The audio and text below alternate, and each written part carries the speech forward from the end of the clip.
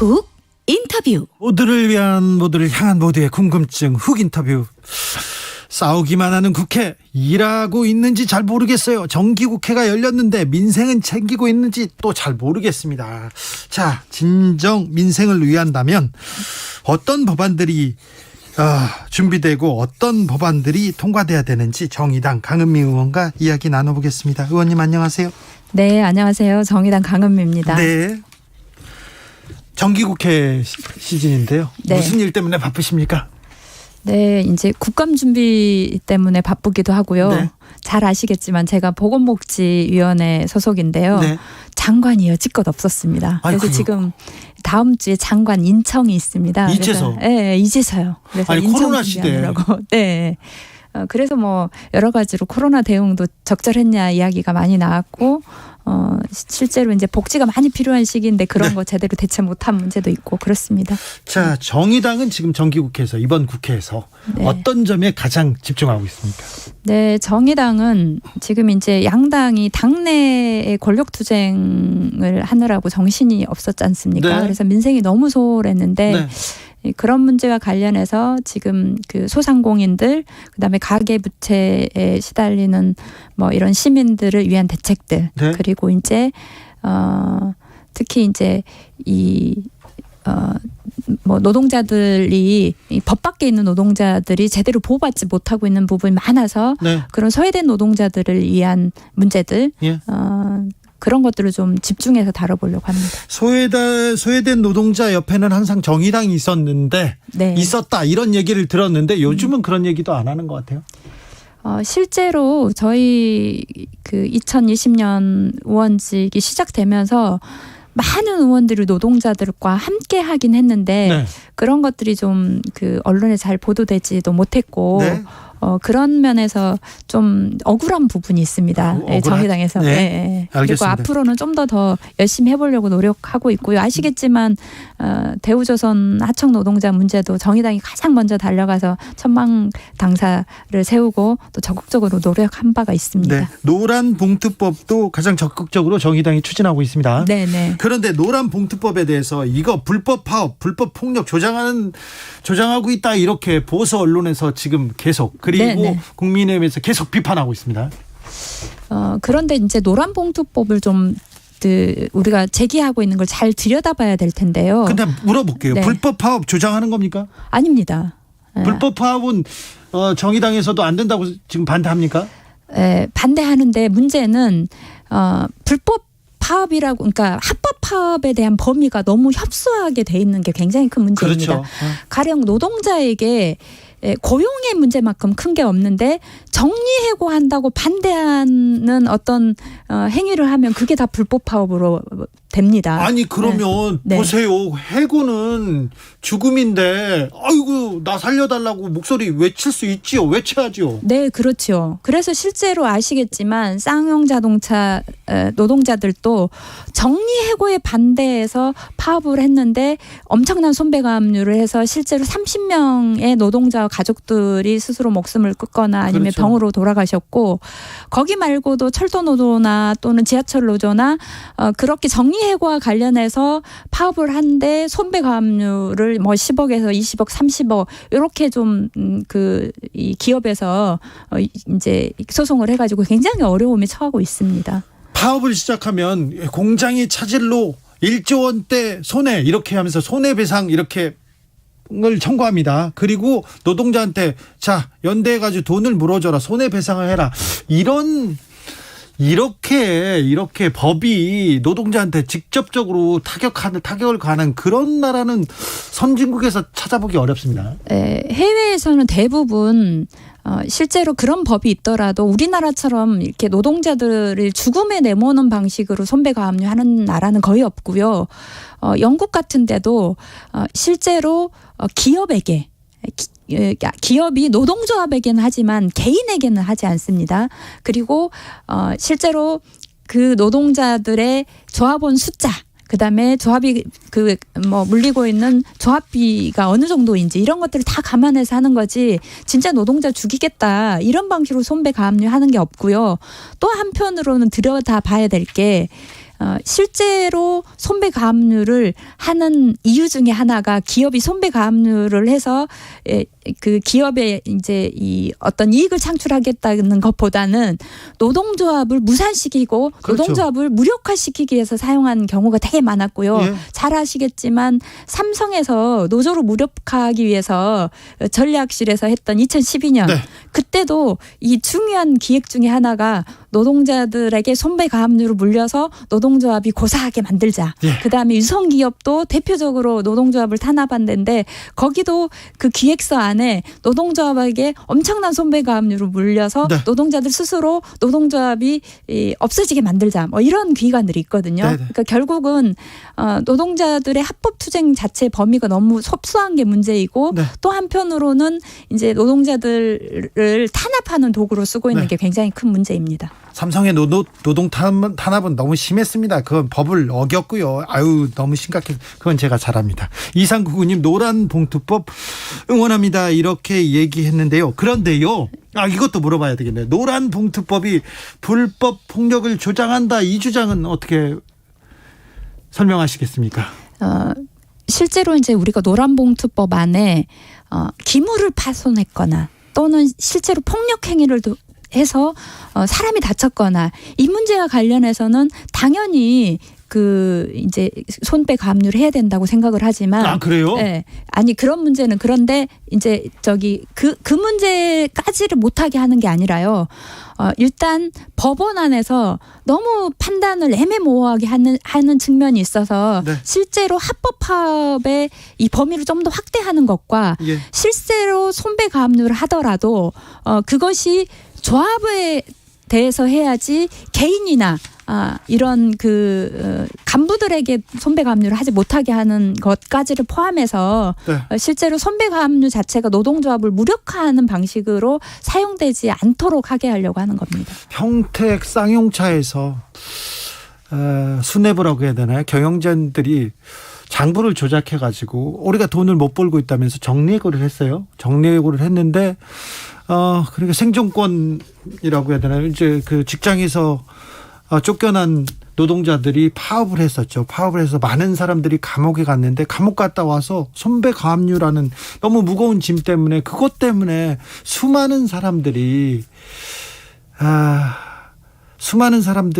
다른 선택을 하기도 했습니다. 그런 부분에서 좀 더 배워야 되는데 왜 노란봉투법이 아직도 이렇게 강력한 반대에 부딪혀서 국회에서 꼼짝하지 못하고 있는지 좀 이해가 안 되는 측면도 있다는 지적도 많습니다. 그래서 저는 좀 들여다봐야 될 게 이렇게 생각하거든요. 2천만 원 받는 노동자가 1년에 실제로 100만 원 적금하기도 어렵습니다. 대부분 적자 생활을 하고 있어요. 그런 사람에게 몇십억의 손배 가압류가 결정하기 전에 소송 중이라고 하는 것 자체도 네. 잠을 자지 못할 정도의 심적인 압박이 있습니다. 그러니까 감옥에 차라리 보내지 돈 물어내라고 하는 게 더 무섭다 그렇게 얘기하세요. 네. 그런 면에서 실제로 이제 우리 단체 행동권 자체가 네. 결국은 파업이 본질적으로 업무에 손해를 끼쳐서 실제로 노동자들의 정당한 요구가 기업에서 받아들이게 하려고 하는 게 단체 행동권입니다. 그래서 그 쟁의행위 자체 때문에 발생한 손해를 이 손배 가압류를 하는 건 정말 부적절하고요. 네. 그다음 불법 파업과 관련해서도 굉장히 우리나라가 그 불법이 아닌 것도 마치 불법인 것처럼 판결하고 있는 것 자체가 문제여서 그런 것들도 좀 전반적으로 손을 봐야 된다고 생각합니다. 민주당이 거대 야당인데 민주당과 협조 잘 되고 있습니까? 어제 좀 안타까운 상황이 발생했는데 일단은 이은주 의원이 제가 이제 대표 발의했지만 또 다시 이은주 의원이 좀 더 보완해서 발의를 했는데 민주당 의원이 40명이 넘는 의원들이 동의해서 이제 같이 네. 입법 발의를 했습니다. 그리고 민주당의 올해 이제 중요한 민생 7대 법안 안에도 들어가 있습니다. 그래요? 그럼 네. 민주당이 또 열심히 하겠네요? 네, 열심히 할 텐데 네. 약간 지금 물러서려고 하는 이런 상태가 좀 벌어지고 있어서 우려가 있는데요. 7대 과제로 했다면서요. 네. 그럼 잘 해야지 뭘 걱정하십니까? 아니 제가 걱정하는 게 아니라 들린 말로 어제 민주당의 정책위 의장이 노란봉투법과 관련해서 약간 후퇴되는 듯한 자세를 취했다고 해서 좀 우려를 하고 있는데요. 네. 정말로 그 노동자들이 적어도 정당하게 투쟁하거나 도저히 이렇게 살 수는 없다. 살려달라고 요구하는 이런 파업에 대해서 이렇게 손배가압류로 다시 더 죽음으로 몰아넣는 이런 손배가압류 제도는 반드시 바꿔야 하고 그런 면에서 저는 그 민주당도 더 적극적으로 그리고 국민의힘도 반대만 할 것이 아니다. 이렇게 좀 이야기하고 싶습니다. 김희영님께서 국회 통과돼도 대통령 거부권 행사한다면서요. 이렇게 얘기하는데 국민의힘에서 대통령 거부권 행사하라 이런 얘기도 있어요. 네, 그런 이야기를 하고 있는데 이제 저는 그 불법 파업이라고 계속 그 이야기를 하면서 이제 불법 조장 이렇게 이야기하고 있는데 좀 그 전체적으로 이 손배가압류를 했던 사례 분석을 한 사례가 있어요. 근데 사례 분석한 거를 보면 단협하면 당연히 파업을 할 것이고 실제로는 회사의 부당한 그러니까 불법 파견 그다음에 정리해고 그다음에 부당 노동행위 이런 거 관련해서 파업을 한 것을 손배를 청구한 게 되게 많아요. 그러니까 이 문제는 노동자들이 불법 파업을 하기 전에 네. 회사의 불법에 대해서 정부가 제대로 조치하지 않아서 어쩔 수 없이 노동자들이 파업까지 간 상황이고 그러면서 전반적으로는 합법인데 그 합법 중에 아주 작은 부분이 불법에 들어간 것이 마치 전체가 불법이고 굉장히 심각한 노동자들의 문제인 것처럼 네. 호도하고 있는 상황인데요. 네. 좀 더 자세히 들여다보면 기업이 들여다봐야 돼요. 너무했다. 네. 이렇게 생각을 할 수밖에 없을 거고 그래서 법이 필요하다. 이렇게 판단이 될 겁니다. 파업을 저도 해봤는데요. 매우 고통스럽습니다. 일단 돈도 안 나오는데 일단 파업을 결정하지 않습니까? 파업을 했을 경우 감옥에 갈 수도 있어요. 돈도 안 나오고 그럼에도 불구하고 파업을 할 수밖에 없는 그 노동자의 심정도 조금 헤아려 봤으면 하는 생각입니다. 경사노위 그러니까 이제 사측과 노측이 이렇게 대립하고 있을 때 중재해 줄 수 있는 경사노위 위원장에 김문수 전 경기지사 유력하다 이런 보도 나왔던데 어떻게 보세요? 경사노위가 무슨 일을 하는 기관인지 자체를 모르거나 네. 아니면 경사노위를 무력화하겠다는 의도가 아니라고 하면 김문수 씨를 후보로 이야기할 수 없다 이렇게 좀 보고요. 예. 아시겠지만 노동자들이 손배소를 가장 두려워하고 그다음에 민사소송 오래 끌수록 신경이 쓰이고 가정이 파탄나게 된다. 네. 그러니까 오히려 손배가압류를 더 해야 된다. 이런 이야기를 한 사람이고요.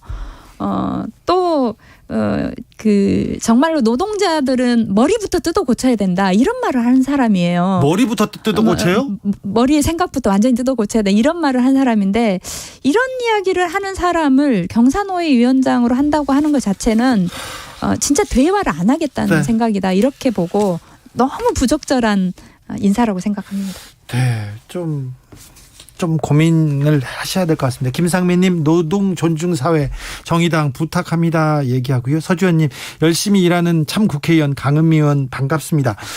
이렇게 강은미 의원은 열심히 뛰고 있는데 정의당의 존재감이 예전 같지 않다 이런 얘기는 많이 들으시죠? 네네. 자 오죽하면 자 비례의원 국회의원들 다 사퇴해라 이런 투표까지 붙었어요.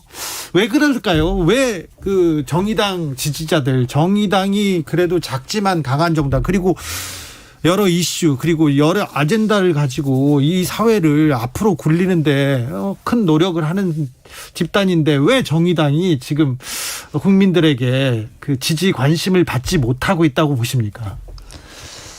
네, 이제 정의당의 비호감도가 높아진 때가 언제이냐면 네. 2020년에 이제 그 정치개혁법이 통과되고 나서 네.